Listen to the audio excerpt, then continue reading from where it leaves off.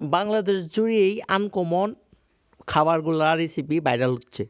তো এরকমই নতুন কোনো একটা রেসিপি আবিষ্কারের ধান্দায় আমি ভাবলাম যে একটা পালস দিয়ে একটা চা খেয়ে দেখি কেমন লাগে। মানুষ চাটনি দিয়ে, সস দিয়ে, কাঁচামরিচ দিয়ে, আদা দিয়ে, পাতা দিয়ে অনেকভাবেই চা খায়। তো আমি ভাবলাম যে একটু পালস দিয়ে একটু চা খেয়ে দেখি কীরকম লাগে।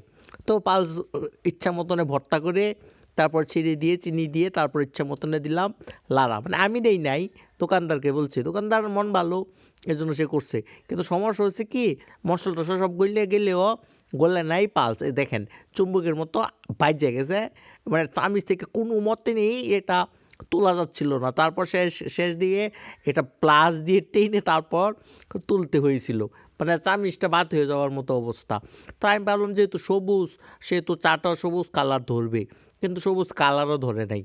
মানে মোটামুটি একটা ভালো কিছু, মানে ভালোই দেখা যাচ্ছে বিষয়টা। আর তারপরে এখানে হচ্ছে চায়ের স্বাদটা বলতে আসলে এখানে শুধু লবণটাই ছিল। ওই যে মসলা লবণটা, এই সামান্য লবণে একটু টেস্ট পাওয়া গেছে। এছাড়া তেমন কিছু ছিল না এটাতে। মানে আহামরি কিছু না। আমি ভাবলাম অন্তত অখাদ্য হয়ে যাবে কিংবা সুখাদ্য হয়ে যাবে। কিন্তু অখাদ্য হয় নাই, সুখাদ্য হয় নাই।